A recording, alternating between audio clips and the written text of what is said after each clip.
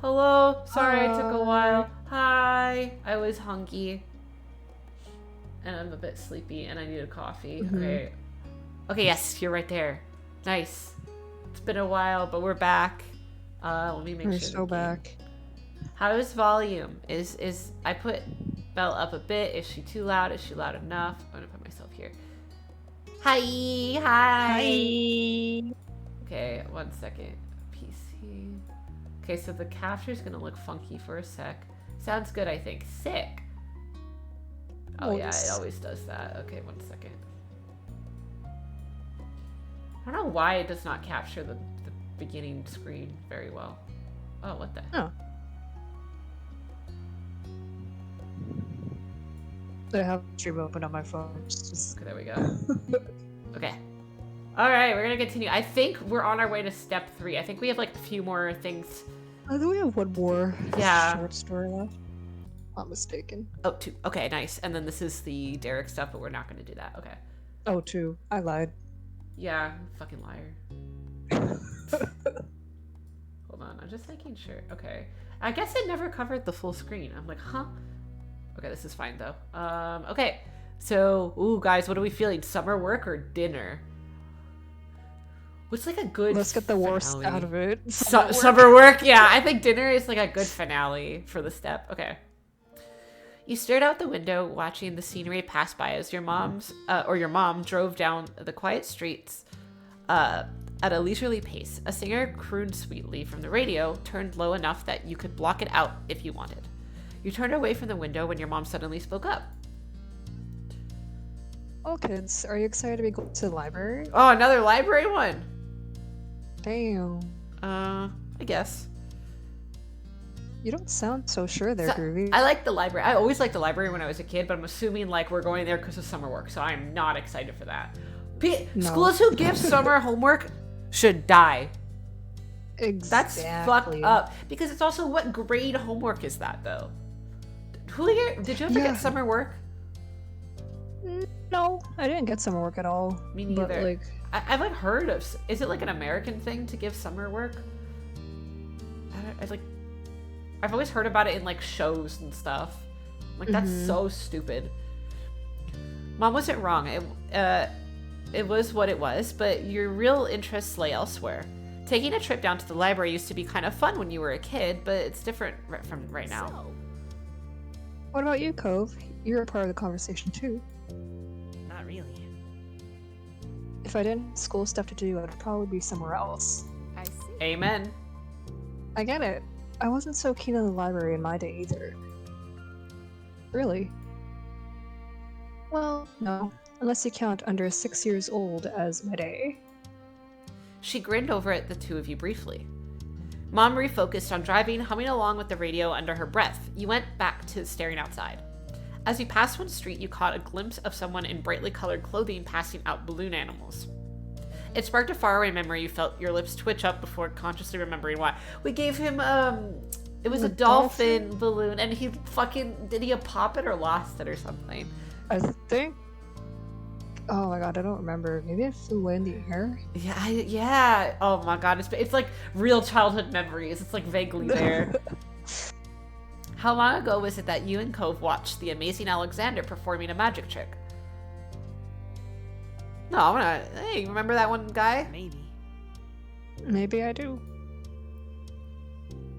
Alexander, the amazing Alexander. He gave us dolphin balloons for free. At this reminder, Cove smiled faintly. Oh, yeah.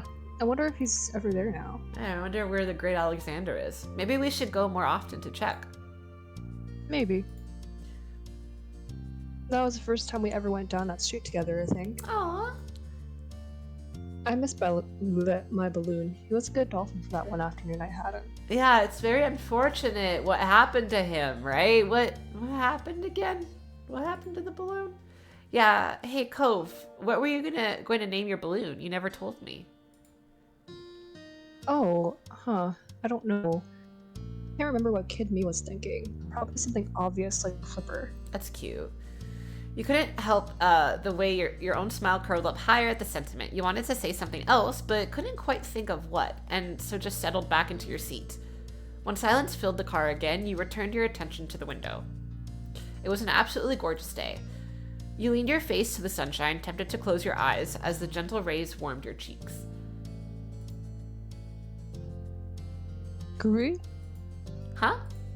You lifted yourself up a bit more, seeing your mom twisting her torso to face you, confused, from the front seat of the car. Next to you was nothing.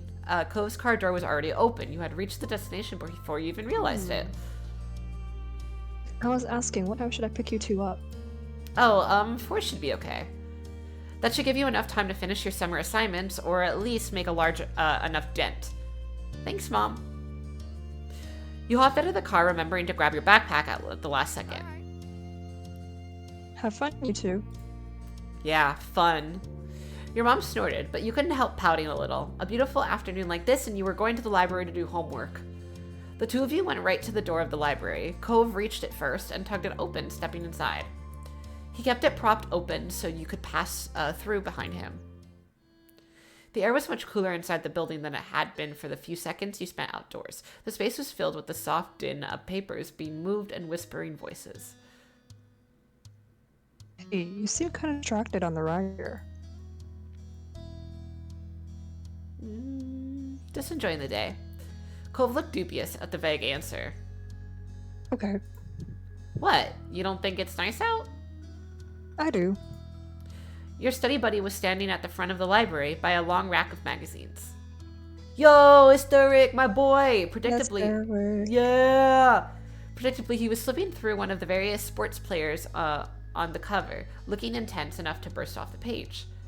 His head snapped up when you walked over, beaming widely. Hey, Groovy, Cove. Hi, were you waiting for a while?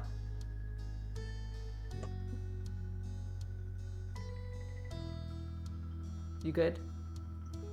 I said the line. Oh, I didn't hear. Did you not hear? No. Oh, weird. Okay. Derek put the magazine back in its place. Then he gestured to the space at his side. Most of the tables were empty, only a few people leafing through books.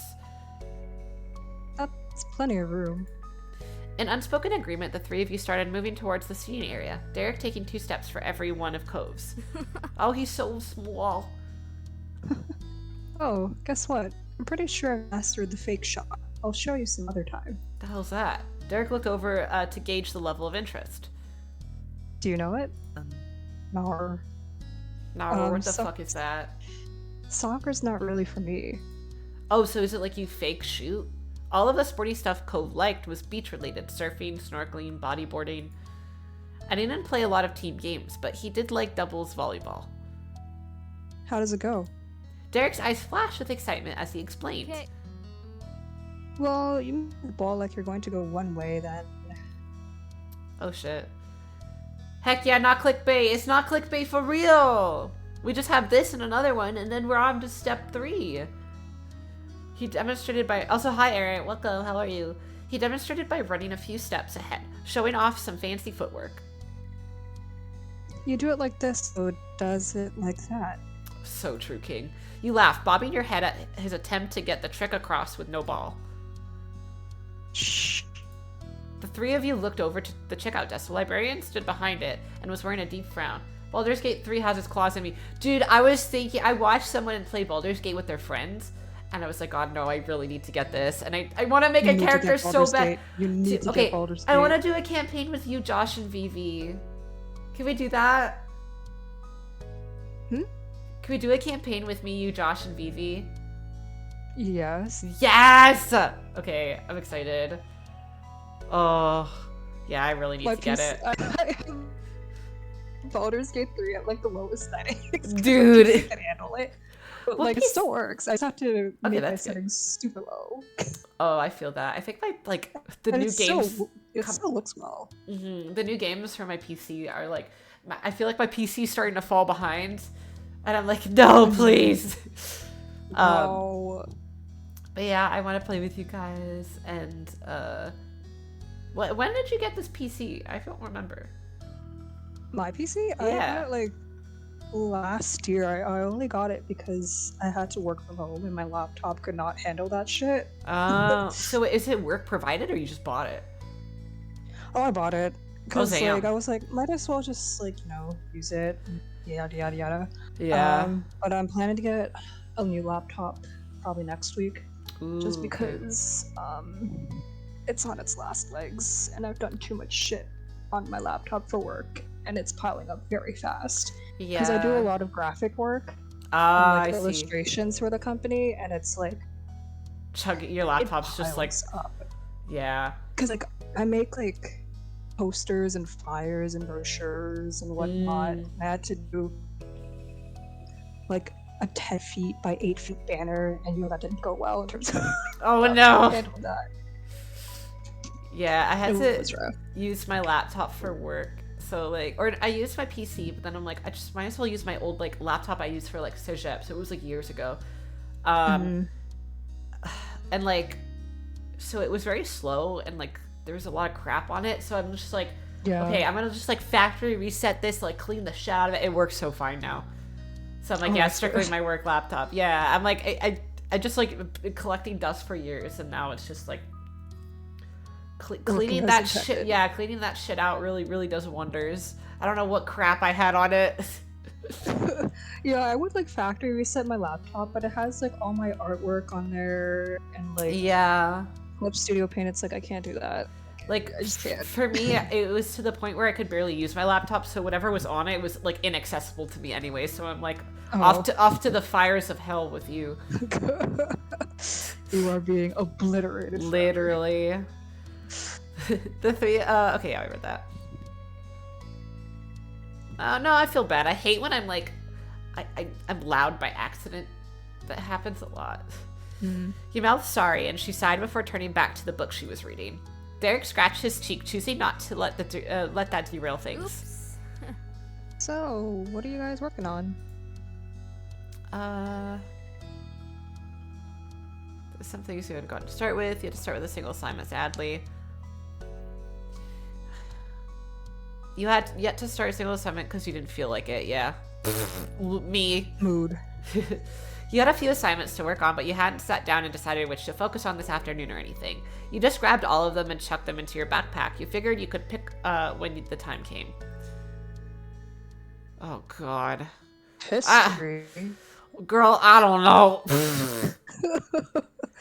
I'll let fate decide and do whichever I pull out of my bag first.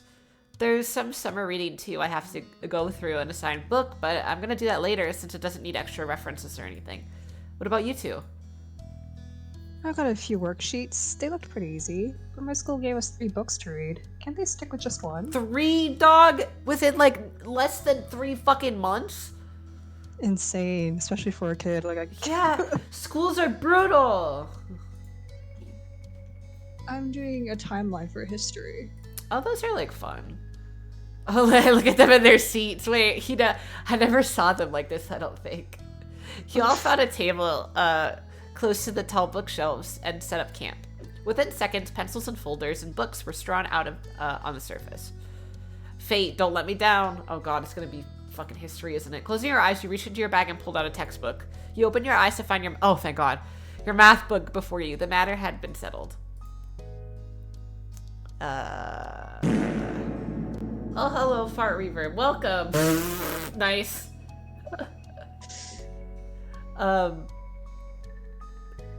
You just looked up. I doodle. I ain't fucking focusing. Doodle. Also, welcome, Pura. Hope you're doing well. You were having trouble getting into the right mindset. Giving up, you lightly sketched on the paper, your tongue poking out between your lips as you did. Do you ever, okay, as an artist, do you ever, like, when you're doing an expression, subconsciously make the expression on your face?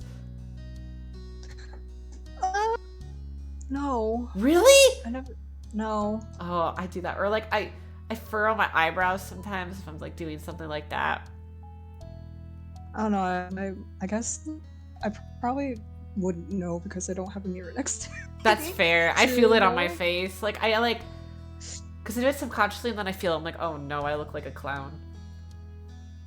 Yeah, I kind of just blankly stare at paper. Fair enough. Just enjoying you playing our life. Aw, thank you. I'm enjoying you being here. You were in the middle of attempting a shark with toothy jaws opened wide when you felt someone looking at you. You glanced up at seeing Cove looking over your scribbles. Cove's eyes rose to meet yours. Nice. Are you gonna do the rest at the second dorsal fin? He pointed to a spot on the unfinished shark. Yeah, thanks. You pushed forward with your scribbly creation. After some time, Cove shifted in his seat, twisting his back as if trying to work knots out. Feeling antsy? You paid enough attention to Cove to recognize when he was no longer feeling comfortable. Yeah, I'm gonna wander around a bit for a Talk to bit. you Wander later. around for a bit. See you. I'm gonna stay here. I'm making good progress. Hell yeah, Derek. I'll go with Cove. You might as well take the opportunity to refresh yourself before getting back to work. Oh, back to work, girl. I didn't do nothing. You played through it 4 times. Oh, fuck, dude. This game is so long. Like, I mean, not as good. Like, it has so much content. Like, damn, you played through it 4 times. I'm assuming you romance different people each time. But yeah, this game, so much work is put into it. I fucking love it. Mm-hmm. Yeah, get back to work. The two of you strolled away away from where you'd been working. Your eyes roamed over the titles of books as you passed by.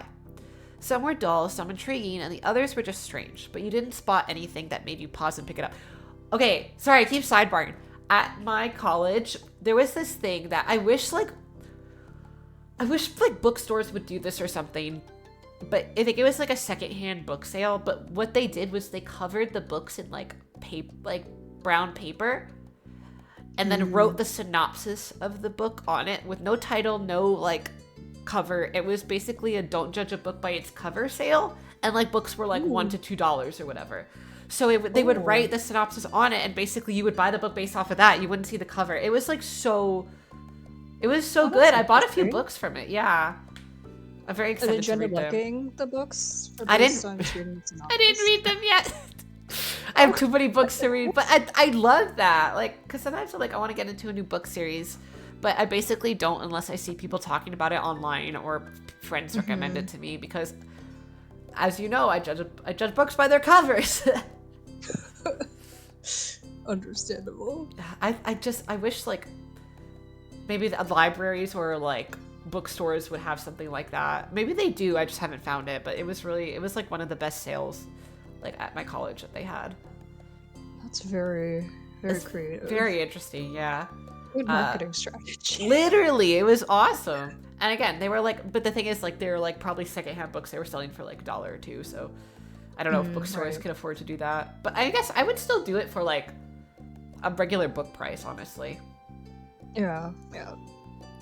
My friend has played through it 10 times. Holy shit. I don't have any DLC, so Wow. I'm stuck with Cove. It's good to be stuck with Cove. I love him.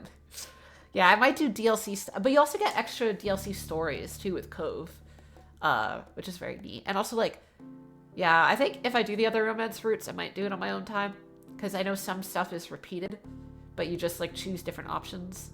But yeah, it's very cute. I love this, and I'm excited for their second Our Life game. With the, I think it's in autumn. Yeah, it's on the And it's like 2 cute girls, and the art looks so cute, and oof, I'm so excited for that too. Looking for something? No, but something might catch my eye. I always go to the bookstore when I go to the mall. It's so fun. Yeah, it's like I have to stop at Chapters Indigo. All our even if friends- I'm not buying anything. Yeah, all my friends are like, "Oh, we're going to Kohl's, right?" Like, we gotta stop by the bookstore, of course. I could have gotten some DLCs yesterday, but I bought 6 games and said, "Ooh, what did you buy?" Was there like a Steam sale? I remember there was. There's like always Steam sales, but I remember there was I bought something from the visual novel sale that they had. That's something my friend played. I don't remember what it's called, but yeah, they had a whole visual novel sale. I think a few weeks back. You never know. Sliding and play Fatamoru. Yes, I'm pretty sure that was on sale. I think Umineko was on sale because Corey was like, "Please play Umineko," but Yeah, I think I Yeah. have Umineko. I don't know if I'll I play it. I like hearing them talk about it. No sale, but they're NSFW. Lol. Oh, nice. Speak your truth. Live your truth. Oh wait, did you read this? I don't remember, but I'll read it again. Okay. I'm gonna go out of here if there's enough time. Well, one is cozy and not NSFW. Sometimes things can be cozy and NSFW. Volcano Princess. Wait, hold on. I want to look this up. That sounds really cool. What's that about? Hold on. Well, Backtrack into visual novels. I'm looking at this yeah, at that's... the same time. You're so fucking valid. I remember I think it was in high school, late high school. Wait, this looks so cute. Ooh! Oh, this art's so pretty. Yo, wait, is this Yuri? What is this? Hold on. Go back. Show me Volcano Princess. Oh wait, this is the one where you raise a girl, right? You raise her and she does. Oh wait, I think Ellie bought this. Oh. Hold on, let me check if it's in my library. I think you raise a girl to like be a princess, and like some people are like, yeah, my daughter was like a lazy like bitch who had a girlfriend or whatever, or I don't like you raise her to do stuff, or you raise her into like a princess. Yeah, we do have it. Oh my god, I want to play this so bad. I think me and Ellie looked at this together and we're like, this fucking fucks. Like, I need a good mystery or horror visual novel to read. Oh, I want a horror visual novel. novel. Got recommendations? I still have to. I don't know if it's exactly a visual novel. I have to play Fear and Hunger, because I've seen Fear. It's very gory and like there's a lot of like triggers in it, like sexual stuff. Oh, I think I've seen a lot of it on Twitter, so I'm like, I need to play this. I'm probably gonna play it offline though. I don't think I would stream that. Yeah, probably would not be. But yeah, apparently it's pretty hard too, but I want to give it a try. It looks so good. It looks like exactly my aesthetic. Add Volcano Princess wishlisted. Fuck yeah. Also got HoloCure for free. I never played HoloCure. I know people are playing that. His comment reminded you of the clock ticking away. Even after you'd finished your work for the summer, the countdown to the new school year would still be on track. Before you know it, we'll be back at class. Yeah, we just got out and it's almost here again. Give us your recommendations. Cute game recommendation, please. Yes. Yeah, we just got... yeah, I remember when I was younger going on summer vacation, and then it'd be like a week into summer vacation, I already start seeing like back to school ads, and it just made me want to throw up.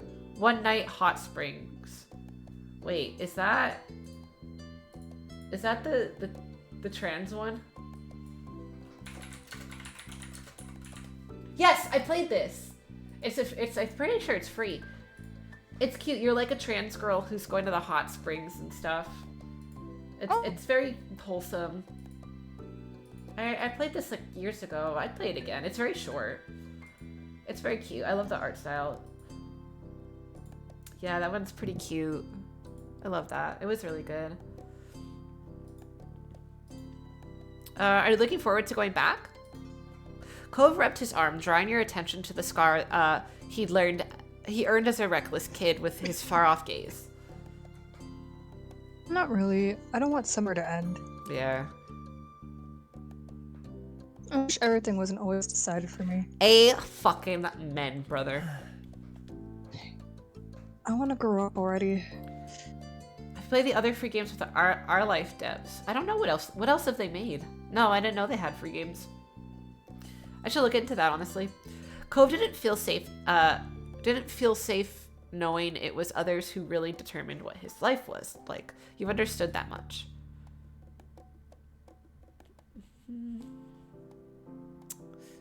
Smiled supportively. You caught eyes and looked on understandingly in a way you hoped was comforting. But there's a chance we could end up in the same... Ow! Are you okay? Sorry, I just whacked my finger against the edge of my desk. No! But there's a chance we could end up in the same classes. That would be nice. Wait, I think Belle told me about Blood Droplets, right? But the Blood Droplets? Is it the horror game that these devs made? Right? Was it you who told me about that? I think it was another person. Oh. That maybe that was on stream. Maybe. chat. Okay, yeah. Because I never mentioned that. I don't Wait, think Pyrrha, maybe you mentioned this the other time and I forgot. Okay, yeah, but I'll look into that definitely. That sounds really cool. It's like a horror. Is it like also like a dating sim? I think it was. I think? Question mark? Dude, horror dating sim. I need more of that shit in my life. You nodded, glad that he was cheering up some. Trust Cove to look on the bright side. I'd like that. A smile spread across his face, crinkling his eyes. What about you? Do you want to go back to school already? Fuck no! Just not? No, fuck you. It made you depressed just thinking about it. Cove nodded, obviously getting where you were coming from. There was really no getting away from the topic of school right now. It prompted you to think back to classes you were in. You pursed your lips.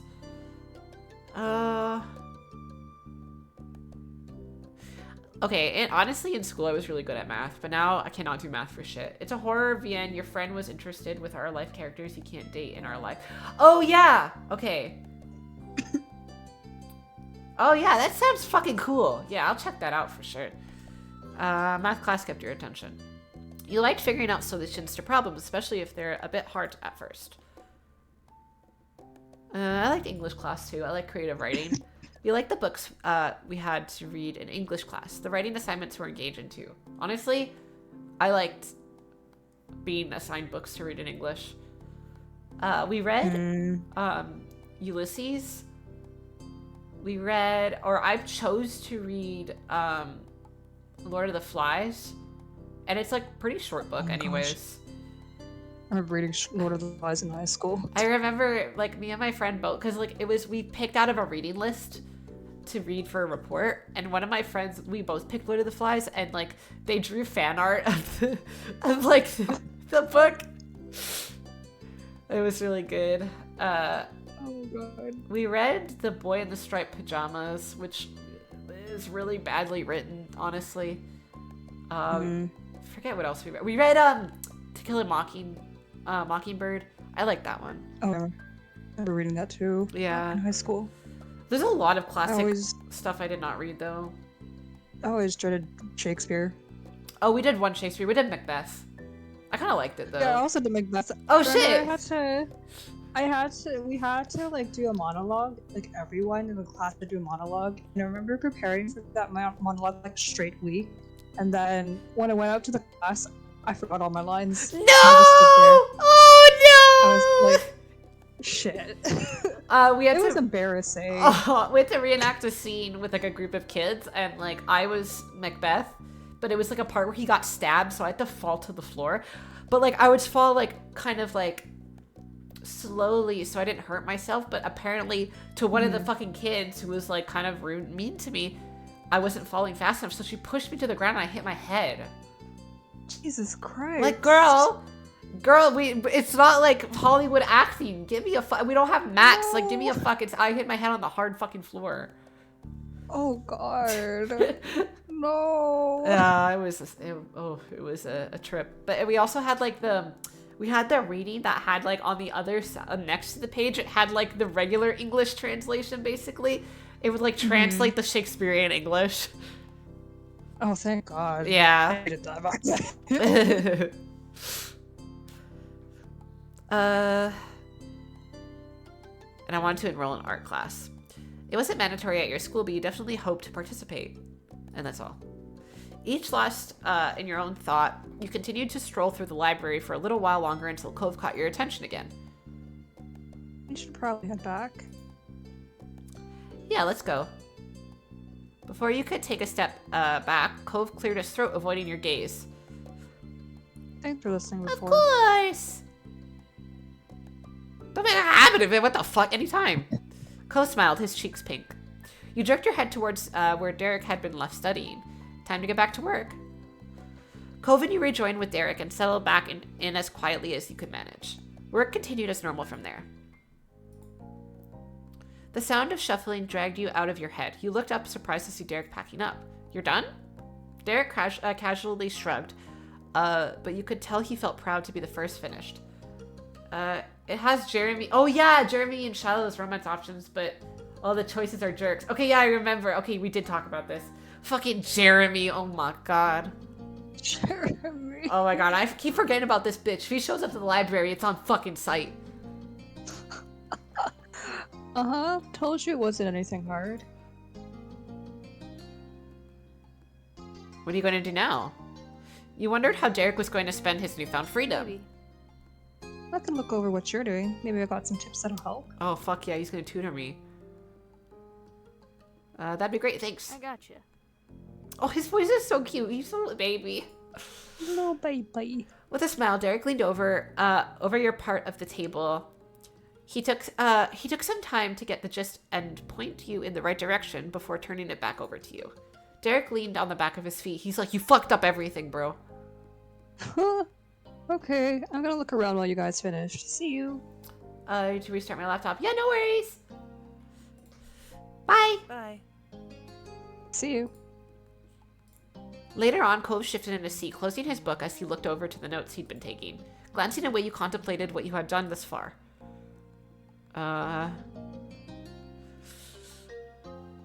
Yeah, I can't focus. It was hard to not feel guilty staring down at the mostly blank page in front of you, but there was no point in forcing it. Derek's advice seemed to have fallen on deaf ears. Are you about ready? It's almost 4. Girl, I've not started any of my assignments. Yeah, I think so. Come on. The both of you gathered up your books and after returning the ones you'd used for reference to their proper shelves, set off to find wherever Derek had wandered off to. He was in the biography section. His back was to the two of you, one hand above his head and the other supporting himself against the shelf as he strained to grab one of the books. Oh, he's so baby. He's so short. Hey, Derek, we're ready. Okay. Oh, he can't reach it. Short paper problems. Short king. He glanced towards the sound of your voice, then up towards the shelf he was trying to reach. That was a struggle you knew all too well. Do you need help with that? Derek frowned, eyes flicking to Cove just for a second before shifting to look over at the floor. Floor? Wait, hold on. Yeah. Floor, yeah. Yeah, thanks. Which one? Derek directed Cove towards the book he wanted. It was an autobiography of someone you'd never heard of before. And then the three of you moved to the front of the library to wait for your rides. You stood close to the window and let out a content sigh, feeling the rays warm you from the slightly chilly library interior. You know what I miss? Having a library card. Like, Right. it was like, you take a picture and everything, and you're like, cool, I get to go to the library and take out books and shit. God, I just want to go back to the library. Go back to the library after stream. Literally. Got any plans after this?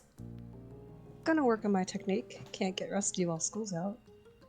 Speaking of rusty, remember when you would get rusty, like you can't write properly anymore after like being on summer Oh, vacation?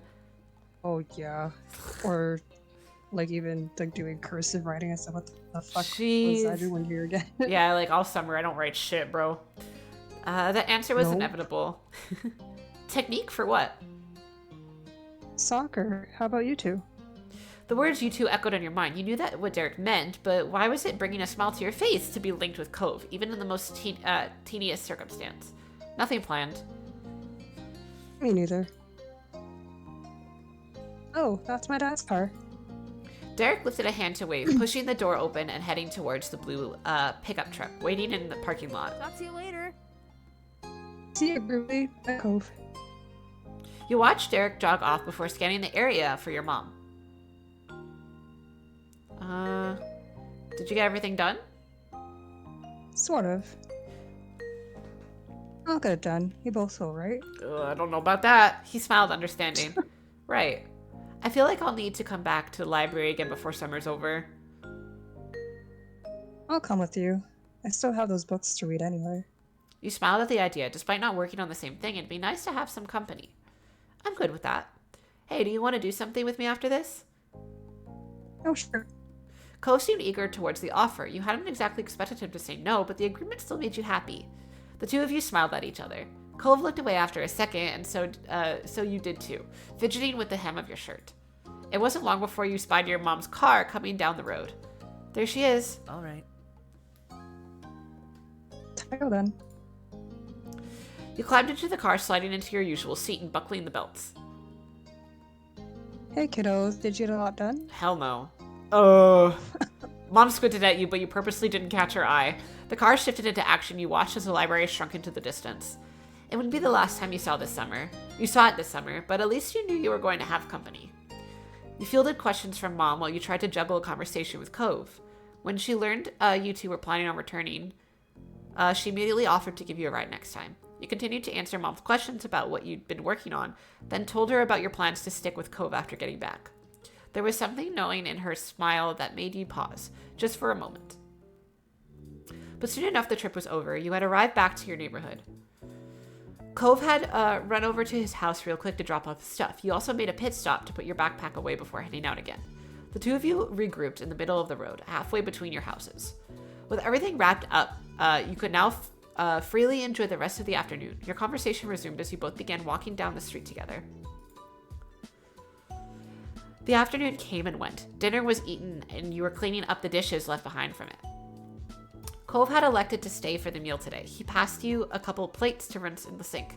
Even though he didn't have to, Cove asked to do at least something to help. You scrubbed the last of them and let out a satisfied sigh. Okay, they're done. I'm going upstairs now. You addressed your guests for the evening. Are you going to come with me? Yeah. I don't think oh my god. I don't have to go back till later. Take it easy, kids. Thank you for the help. When you got back to your room, you noticed your backpack from earlier. You figured it would be best to unpack the stuff you needed before going to bed. Cove plopped into your desk chair. It spun around a little bit as he got comfortable. He watched you contently as you walked across the room. He didn't need or expect you to try entertaining him constantly. It was just nice to be near each other, even when nothing was going on. I love that. I hate, like, when I'm like, oh god, what do I do? But, like, if you just, like, chill in the room with someone you really care about and you just, like, do whatever, it's just so nice. Yeah, that's the peak friendship right there. Exactly. It's like parallel play, my fucking beloved. You hefted your bag up onto the bed. It sunk into the comforter. With that, you started to sort through the books and paper packets. Not all of it were things you'd need anytime soon. A small pile of the most important assets began to grow at the side of your backpack until you'd gone over it all. You had actually finished flipping through the contents, but that wasn't all of your work. You instinctively pulled the opening closer to you and peered inside. A second look through commenced, and the third, and then you began to open the smaller pockets. You were missing your math assignment. Fuck! I left my math assignment in the library! Nar. Oh, Groovy? I'm gonna throw up. By this point, you could tell something was wrong. You had spent the better part of today making progress in it, and now it was gone. It hadn't been that noteworthy before, but the bag wasn't really unzipped when you had first began to look through it. Wait, it was or it wasn't? Bag wasn't really, huh? The work could have fallen out somewhere if you had it in the first place. I'd start fucking panicking. You were upset by the revelation, but made yourself stay. I'm gonna try to stay calm. You caught the problem early. There was still time to make it right. You couldn't lose your head. My math work isn't in my backpack. At your word, Cove jumped out of his seat. No way. Oh crap. Is there somewhere where you can look? The bag was kind of open, so he went sympathetically. That left a lot of options for where it might be. Most of them bad. Maybe it's in the car.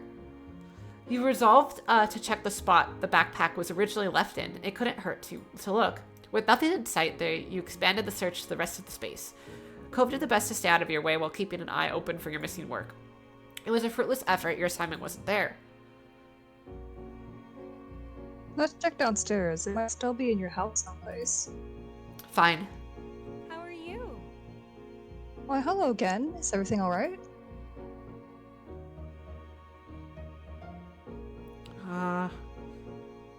Told Ma what was going on. I unpacked my bag, and one of my assignments wasn't there. I'm so sorry. Sweetie, I'm so sorry. What's missing? And oh, sorry. Oh, no, it's okay. An assignment for school from the library today. Mom's eyebrows raised with concern at the answer. That's a pickle. I'll call right now. I think they might still be open.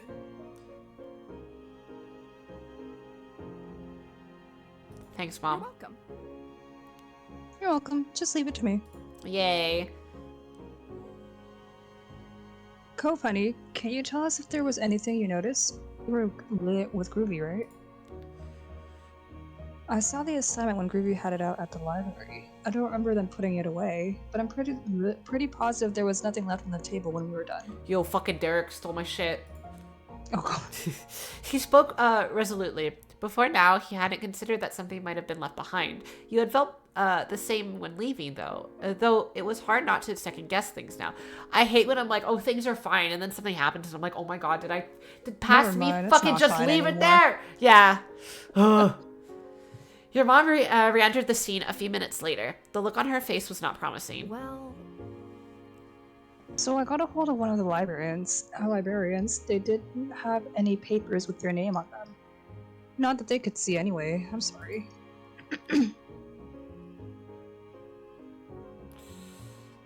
Okay. sweetie.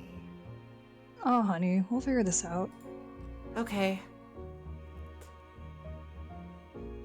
Groovy, hey, let's go over to my house. I can check my bag. Maybe I took it when we were packing up and didn't notice. Alright. Things were getting heavy here with your mom's worrying. Maybe he needed to get away from it, or maybe he thought you needed a chance to get away from it. Let's go. Cove nodded and made his way to the door. Your mom stood by with creased brows.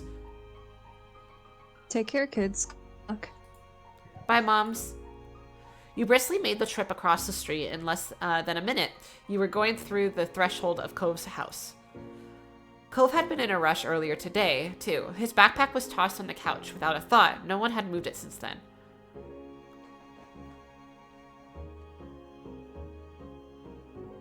Hold on, my internet's going a little bit wonky. Never mind, we're back. Okay, no You worries. can sit down, anything. I'm gonna look.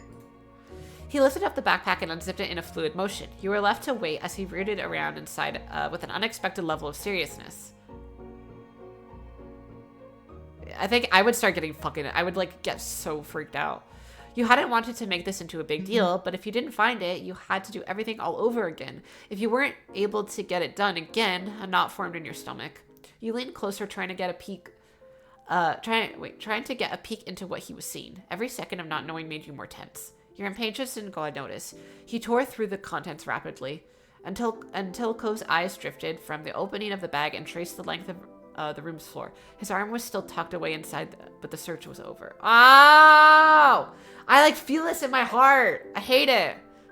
I like have nightmares about this shit. Like, your heart sank. It was obvious there wasn't much of a chance Cove somehow had it this whole time. Still, you'd wanted to hope. Finally, Cove lowered his backpack to the floor while slipping his arm out, and he wasn't empty-handed. Cove extended a few papers your way. Right. Here.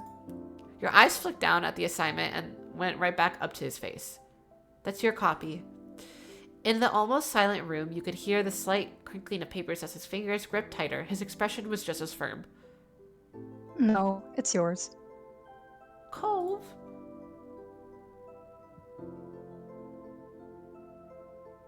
I don't know. Cove, I can't take that from you. Why not? I mean, That assignment and grades, they're important to you, and, you're important to me, so... Wah. He flatly dropped the papers at your feet, refusing to meet your eyes. I think I did pretty good with it. The marks would be bad. No, I can't. You thanked him for what he was trying to do. Thank you, really.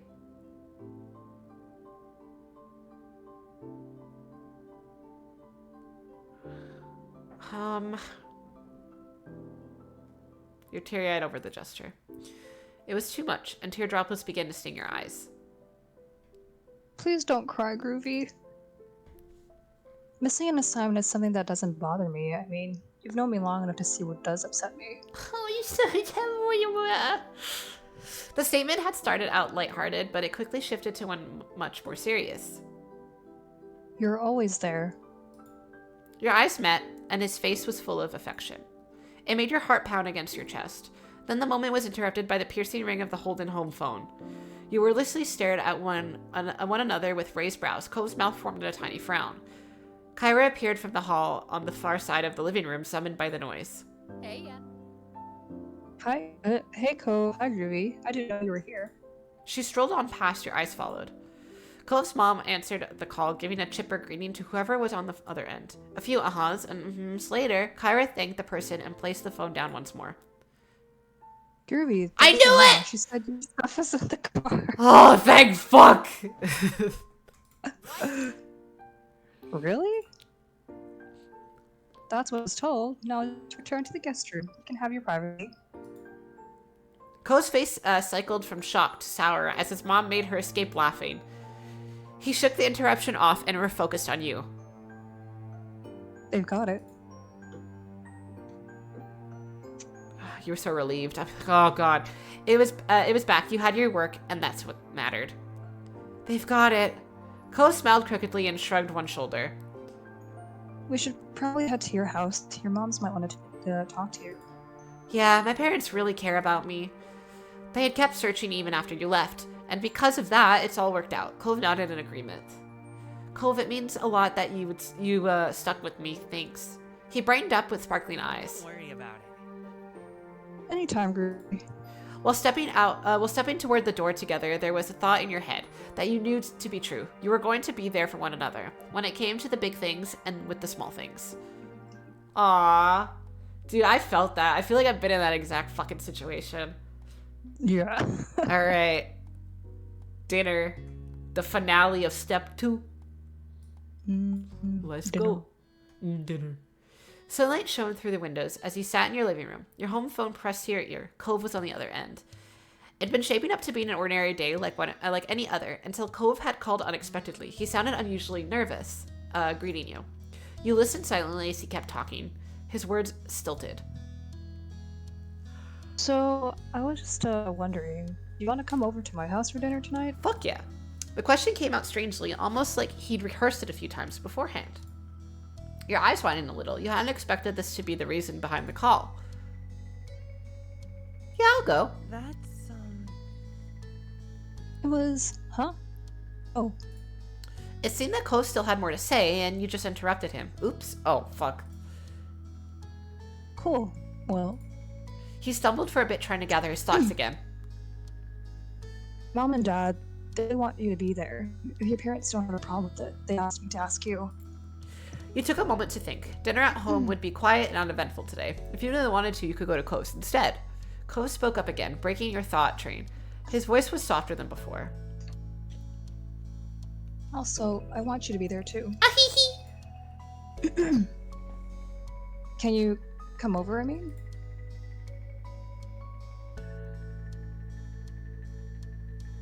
Yeah, I can come. Thanks, Groovy. I'll let them know when I can. He sounded noticeably relieved by your response. Was you coming over to dinner, for a dinner today that serious? He spoke to you for a little while longer to explain what time to come over and other details, then hung up. And that was that, for now anyway. Soon enough, the sun dipped out of the sky, and evening came. It was time for you to head to Ko's house. After letting Elizabeth know you were leaving, she didn't look away from the TV. She just grunted. You made the small journey across the street.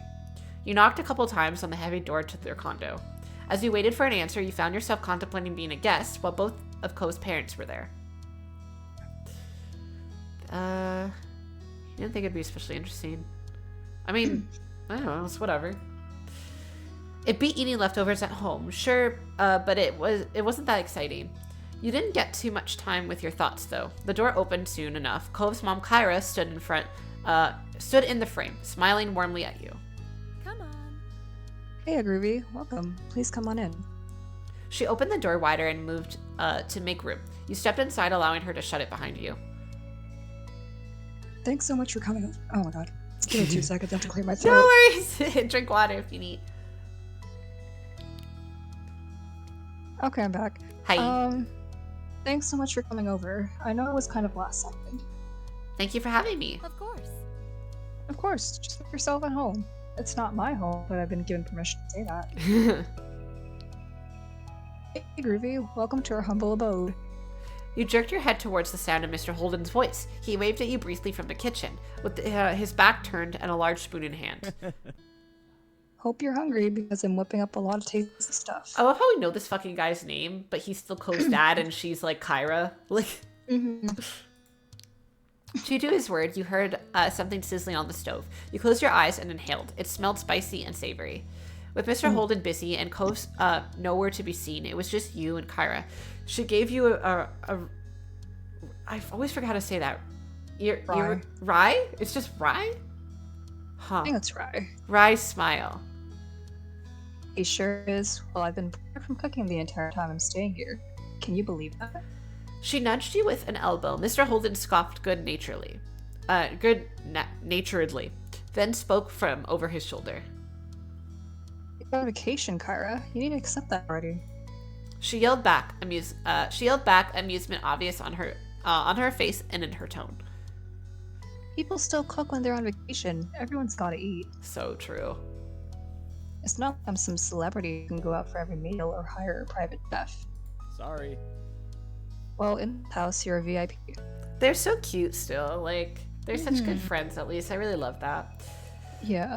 Kyra smiled and shook her head quietly. Then she turned to face you once more.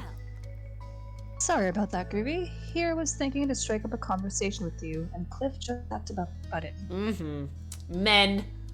Men. I don't butt in. She eyed him, chuckling in disbelief. He wasn't exactly disapproving her point with that. Kyra leaned over to whisper to you. It's okay. He likes to be included, but since Clifford insisted on cooking all by himself, up to 8. The two of us can chat. Yeah! Her next question continued to be said in a hushed tone, just to be safe. So? How are you doing? Things are okay.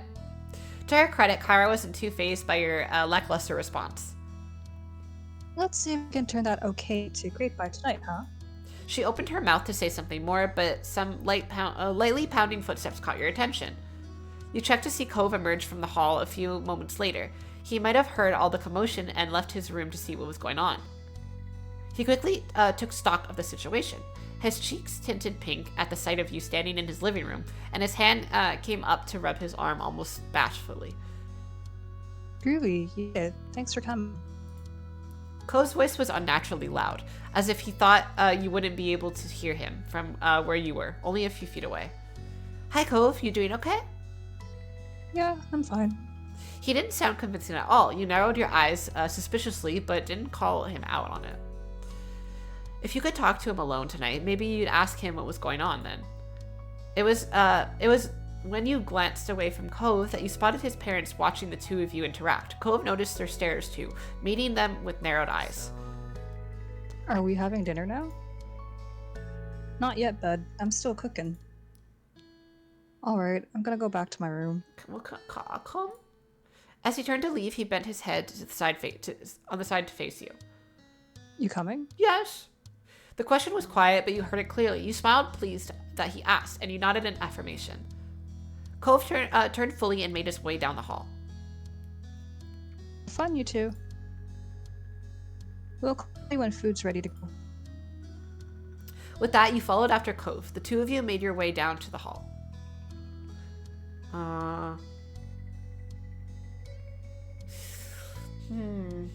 Honestly, it's my first time in his room. Cove got to the door first, opening it and stepping inside. You joined him. There was... Oh my god, the fishies! Oh my god, they're so beautiful. I love fish. I think the only time we had fish was back when like they used to give it as prizes from carnivals. Like my sister won a few goldfish. Right. That was like the only fish we had. They were very pretty though. I've never had a fish in my entire life. The thing is, I don't think we were taking care of them properly because like we just won them, and like my parents did not know how to take care of fish, and we were kids, so I feel kind of bad.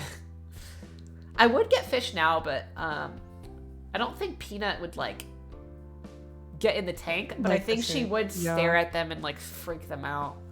I'm so like she probably like caught the yeah, she might give them a fucking heart attack. Like there was a mat on the floor in front of the door. As you stepped over the threshold into his room, you felt the crunch of sand beneath your feet. Oh my fucking god. You glanced down. Sand was clustered around the entrance. You even spotted smaller amounts of it dusting the rest of the room on the floor. Though you hadn't anticipated it, you weren't surprised at the sight. Of course, the Beach Boy Cove Holden would get his room all sandy. So this is my room. He has like shells and stuff on the wall. Mm-hmm. Oh, this room this room fucks. Cove was a bit shy as he said so, fidgeting with the hem of his shirt, using one hand and vaguely gesturing to the space with the other. There's stuff you can sit on if you want. You looked over at the desk chair as an option. When you turned back, Cove was already sitting on the edge of the large bed.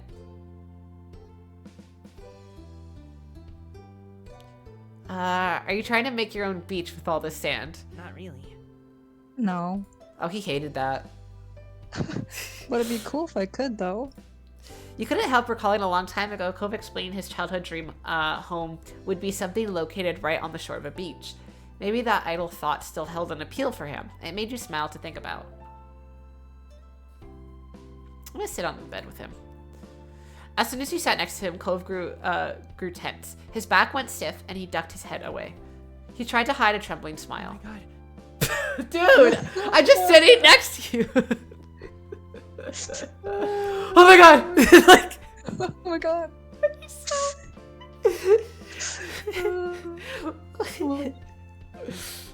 He said it under his breath as if he didn't want you to hear. You obviously did, and easily since you were right beside him.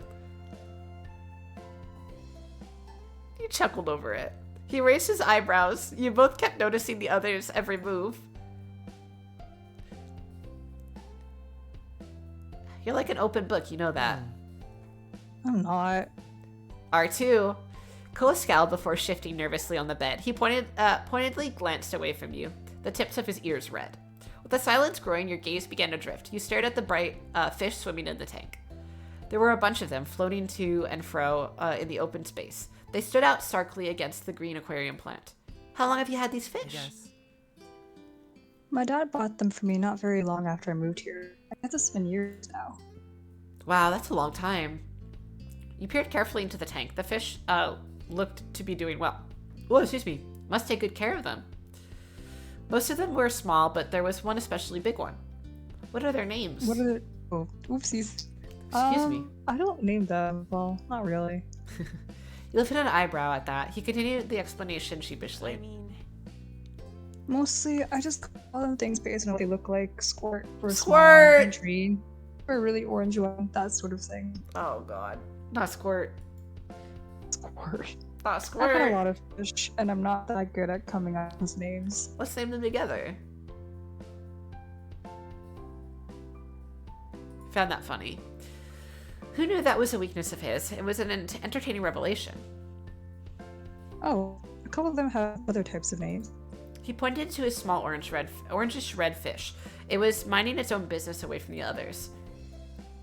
My dad named her Dreamcatcher, and that other one's Mark. Mom came up with that one. The fucking dissonance, bro.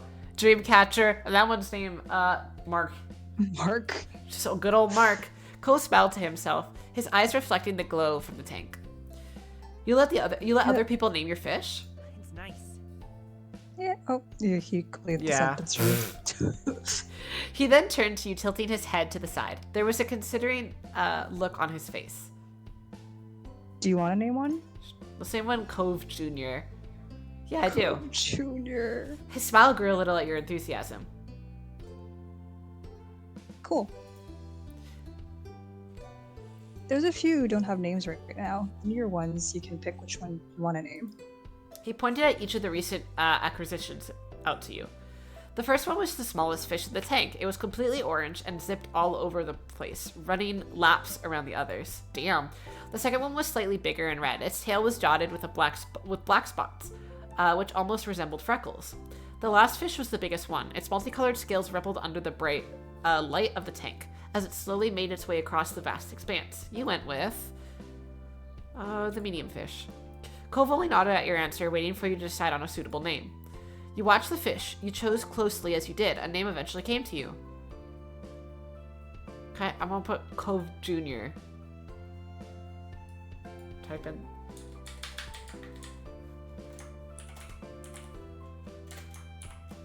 Cove Jr. OMG, yes, fish! Cove Jr. Junior. Alright, it's Cove Jr. With that, his attention moved from you to the tank. He peered fondly at it and its inhabitants. You smiled proudly at Cove Jr. as it swam through the tendrils of the plants, disappearing, then reappearing soon after. You noticed then that Cove was sitting closer to you than he was before. He must have scooted over at some point during the conversation. This close, your shoulders were almost brushing against each other. Your heartbeat picked up a little at the realization. You know, I'm not allowed to have pets in my house, not even fish. The corners of Cove's lips turned down at that. That doesn't sound fair. It's fucking not. It's not like fish would make a mess of your house or anything. You just gotta tear their tank and feed them and then they'll be okay.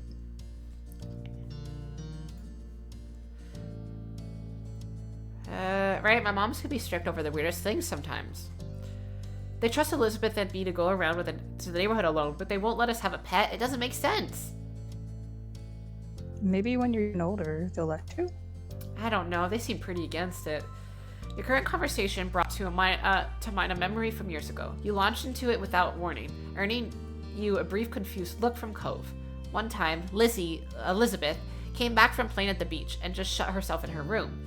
She only came down for food, and then she ran back upstairs straight after. It was kind of weird. My mom didn't think much of it at first, though. But then at the night, Mom went to her room to say goodnight and started screaming. Mom and I ran over to see what happened. Lizzie had this huge lizard in her arms. Bro, that's so cute! I love lizards. They're so adorable. Yeah. Cove's eyebrows rose at that, and he leaned forward in interest. Really? A lizard? Where'd that come? Elizabeth said she saw it half buried in the sand and didn't know what it was. Then she pulled it out and got the answer. She brought it home with her. So she brought it home. I would do this fucking same, bro. She hid the lizard in her room for most of the day because she wanted to keep it. Mom were not happy. They worried about putting it out during the night, but she was going to have to let it go in the morning. Lizzie was really upset. She didn't bring it back to the beach. She did bring it back to the beach eventually. She wouldn't talk to anyone for days. Girl mood. When she did get over it, it was almost like it never happened. You laughed thinking back to the time Elizabeth had always been stubborn, but when she was younger, she forgot grudges quickly. Now it wasn't so easy. Cove had been quiet for most of the story, apart from the reveal of the lizard. He had a thoughtful look on his face. I can't even imagine what it's like to have a sibling. You gave a serious thought to his statement before you told him.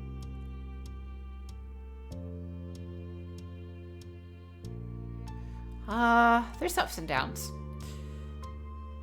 It's fun to have her there when she wants to be there, but now Elizabeth barely feels like hanging out with me. Cove pursed his lips at the words, considering them quietly for a while. Cool. That's interesting. I think your family is cool. Yay. He didn't have much else to say, though. Though while on the topic of your family, you consider your relationship with your moms, too. No, I like my moms. You thought you got along with your moms. You had disagreements with them, but at the end of the day, you loved them, and they loved you. That was what really mattered. Well, say what you want about them, but at least your mom's never tried to pay someone to be your friend. Oh god, not this shit again.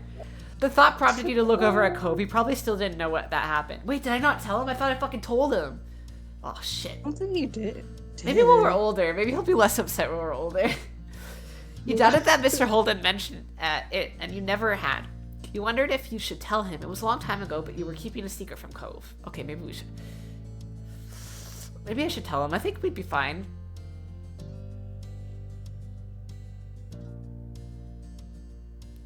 I wasn't sure. I don't know how he's gonna react on it. Oh wait, no, I didn't tell him. You decided to tell him. You took a deep breath, steadying breath to prepare yourself for the conversation. Now you just had to figure out how to tell him. I'm gonna play it off. It's like it's not a big deal now. It was in the past. We were young kids. We're older now, and like I would have hung out with you anyway because I didn't take the money, by the way. So Yeah, I think it's a funny that's true. story, unless it's gonna cause an argument at the dinner table. Hey, you want to know something crazy? Cove raised an inquisitive eyebrow at your casual tone. He turned to give you his full attention. Maybe? Oh Maybe. God! Like what? You stared into his bright ocean eyes. No, I'm gonna tell him. You told him the truth. Basically, back when you moved here, the first time I met your dad, he offered me money to be friends with you, $20. It was pretty ridiculous. You laughed lightly at the memory of it, though it trailed off oddly when you realized Cove wasn't laughing with you. Oh my god, I want to die. Shit, fuck, abort! Ah, shit, fuck! Cove sat still. Uncharacteristically, there was an unreadable expression on his face. Oh god, I started family drama at dinner now. His eyes seemed to look through you, and you didn't know what to do next. Then, without saying a word, Cove stood up from his bed, a single motion, and he just No! No! No, Cove! Come back! He just bolted right out of the room. For a moment, you didn't move a muscle. You were in shock. This was, oh no, oh shit, oh fuck. Your sense quickly came back. You shot out into the hall after him. Cove! There was no response to your call. Oh shit, we're all gonna die. You can see Cove down the down the way. He had already sprinted back to the living room. His arms were stuck at his sides and hands were tight balled into fists. He might not have been facing you, but you didn't need to see his face to know how he felt. Cove was furious. Ah, fuck! His parents were nearly finished setting the table. They greeted him, none the wiser of what was about to happen. Bro, I should just leave. I'm gonna go home. Huh? Hey, what's up? When did you start running the house? Oh god. Oh no. Are you that famished? You were able to catch up in full and stand near Cove. The parents... What was that? I thought I heard Oh, that's something. someone's motorcycle outside. Oh, I felt bad for asking because I'm like, oh shit, that sounded like it was someone's like gassy stomach. I'm like, oh, you good? I was like, what the fuck? Motorcycle. I got it sound like. I was like, oh shit, I shouldn't have said anything.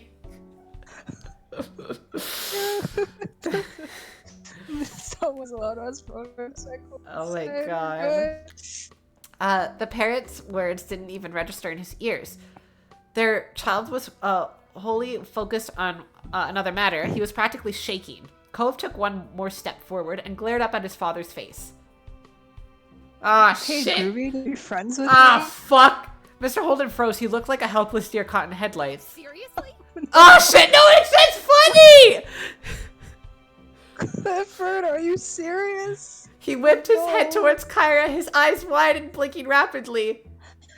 It was only one time. Oh, fuck. The admission elicited an aghast expression from his ex-wife. Mr. Holden raised his hands up to gesture defensively. It seemed like a good idea when it happened. I don't think that's a good idea. Why would you bribe a fucking infant? She covered her eyes with one hand. It was clear that her patience was frayed, but she was not so shocked anymore. Mr. Holden bowed his head, rubbing the back of his neck guiltily. The fact that she accepted this as something he'd do so easily seemed to be the most crushing part. Cove just stood there, fuming silently during their little aside. His eyebrows furrowed painfully, and his eyes trembled. I feel bad. I feel bad for everyone. I feel like an idiot. None of this was good at all. It was terrible. Finally, after what felt like an eternity, but must have been only minutes, the tense silence was broken by Cove. I don't want to stay here. Oh, no. That immediately caught his parents' attention. They turned to him with twin expressions of worry. Hey, wait a minute, bud. You don't have to do that. It's alright. There's still your room. We'll stay out of your way, I promise. Where could you be at this time of day? It's almost night. No. I can stay with Groovy. He stormed out of the house without waiting for another response. You jumped as the door slammed closed behind him. Now I gotta go after him. You didn't even take the time to say something to his stunned parents. You ran after Cove, shutting the door more softly behind you as you left. You spotted him easily. Cove hadn't made it far. He just reached the middle of the road. Can you stop for a second? You might as well have said nothing. Cove didn't look back, nor did he answer you. Cove stomped forward, going across the street without hesitance towards your house. It didn't take long to approach the front door. You'd left it unlocked, so he yanked it open and went inside with you. By then, night fully came. The two of you stood tensely together in the middle of your living room. The night really hadn't gone as you imagined it. At least Elizabeth wasn't around, and your moms were out. You had no idea how you would have explained the situation to them, and you were sure Cove wouldn't have been up for that. He watched you from the distance. His expression wasn't hostile, but was not exactly welcoming either. I'm really sorry, Cove. Cove shifted so his back was to you. Then he crossed his arms over his chest. Are you mad at me? To your surprise, he actually responded. What? No. It's okay. I wish I'd known before, but I guess there's really a good time to bring up something like that. You're not the one who did anything. His tone was clipped and insulting, though it was now fully clear that none of the negativity was towards you. We're actually friends, aren't we? We're besties! It doesn't matter if you took it or not. You were 10 for years just because of Dad's money. You're right. You nodded your head furiously at that. If there was one thing you didn't want this revelation to do, it was weaken your relationship. Of course we're friends. Cove seemed to appreciate your reassurance. The furor in his brow eased a bit. Yeah, we are. I'm definitely not mad at you. I should thank you for letting him get to you, and for telling me it happened. My dad never would have. It's always like that. He just does things. He doesn't ask or tell me about it or anything. Cove threw his arms out. His features twisted in frustration.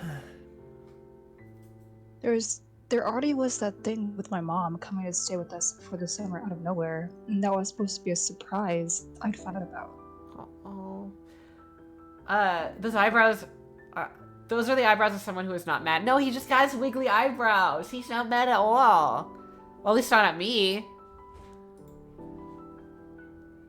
Who knows what other things he's done I've never heard of? Does he even know to think about what someone else actually want? I think he was just worried about you. He made a stupid mistake. He paused to take a panting breath, scowling.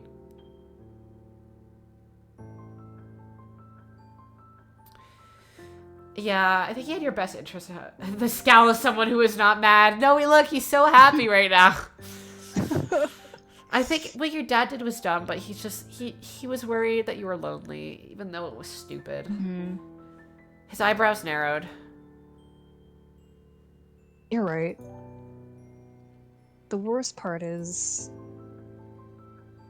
I know he doesn't do stuff for himself. He does things that he wants people happy. Aww.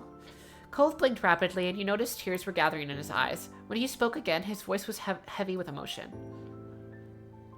He thinks everything works, and then he's really sorry, and it's like it's your fault for not being happy that he was at least trying. That's fair. And what if all his plans and always being so pushy did change things? What things? Cole finally met your gaze, his bottom lip trembling. You realized then what he was referring to you and him. What if what he did made you stay away from me before you even got to know each other? His voice cracked as he forced himself to speak through the tears that began to fall in earnest. He did everything he could to say it, but the words were barely a whisper. Groovy, you were the best thing about coming here. Cove was honestly terrified over the idea that there was a chance the two of you might not have what you do. I'm dead. Yeah, same. Look, he's crying so much. Oh, I want to kiss him. You hugged him. Cove rapidly accepted the embrace. He wrapped his arms around you in return. The grip was firm.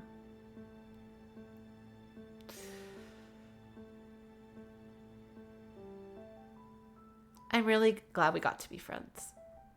His features crumpled at your words. You couldn't tell exactly what his expression was, but it seemed a mix between relief and sorrow. He sniffled. Me too. You remained like that for just a little while. Then he scrubbed his eyes with the back of one hand. His gaze turned away from you, growing distant. He's like that with my mom too. The anger he had begun to release bubbled back to the surface. Dad wants to make people happy, but he doesn't. The words landed scathingly hard. You were certain it'd crush Mr. Holden if he heard them. You'd never known much about his parents' relationship, but you thought you understood it a bit better now. I don't think he hates his dad.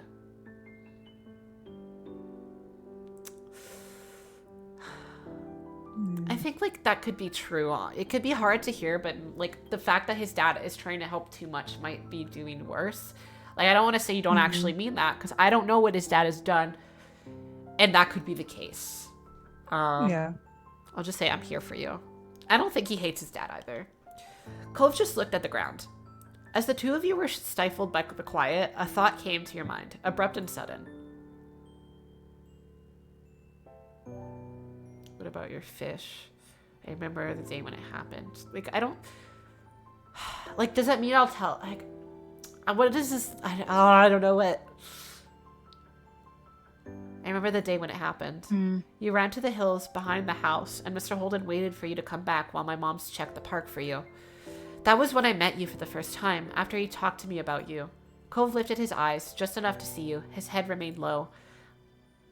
I remember too. When we first moved to Sunset Bird, I felt like I lost my whole life.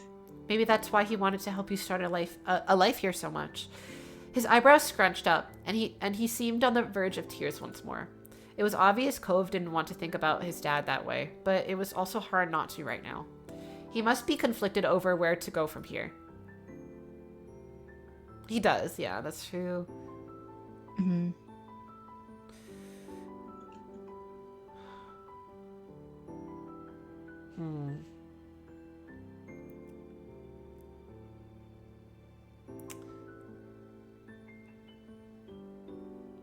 No matter what, yeah, I'll be on your side no matter what. It's not really my battle to fight, you know? Cole smiled thoughtfully. He didn't say anything, but you had a feeling he appreciated the support. I'm back home. His face was set. Oh, step 2, tell Cole about the deal. Oh! I got an achievement for telling him about you got it. a trophy. Yeah. His face was set in determination. There was no way you could tell him to do anything else, even if you wanted to. So you only nodded. I'm sorry. Thank you, Ruby. I'm sorry about all this. It's okay. You don't have anything to apologize. Can I come with you? Why won't you go? Just making sure. You smiled lightly. Just checking. Cove nodded and headed outside. You followed behind him. Once again, the two of you made your way across the street towards his house. He didn't pause at the door. He just opened it wide and went in. Cove's parents were sitting at the table, their heads bowed in silence between them. They snapped over at the sound of the door, relieved to see Cove return. Mr. Holden stood up so suddenly his chair squealed across the floor. Cove? Kyra got out of her chair as well, but less dramatically. How are you feeling, baby? I wanted to talk to you. His parents looked over him, their features soft. Cove instead snuck a glance at you. No, I'm gonna be here. You stared back solidly, hoping you could convey your support with your eyes. It must have worked because Cove stood up a bit straighter. He was there for me when my parents told me about like my birth parents and stuff. So like I want to be here for him with like his parent stuff. So Yeah. Cove then fully faced his parents. Mr. Holden stepped forward cautiously, his expression twisting in dismay. I am so sorry. I should have never done something so stupid. This is a good start. It's okay. It really isn't. That was a boneheaded move if ever there was one. I was bribing an actual child. Yeah, that was a little I've never fucked done that up. before that day. That's a little like. That's a little off. Yeah, That's- I feel like if I told my parents someone did that to me, they'd be like, "Stay the fuck away from that man." Go away. That's like it's like crazy ass behavior. Cove almost cracked a smile, though he quickly regained his composure.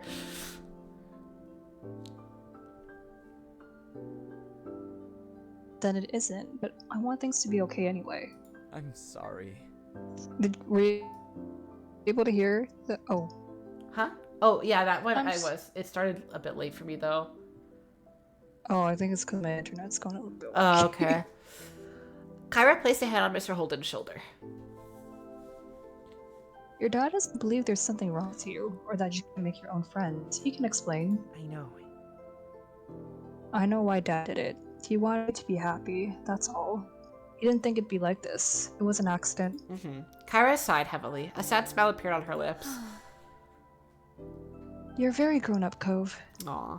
Mr. Holden brought his hands up against his forehead and began to pace around the room. He didn't seem to know what to do with himself.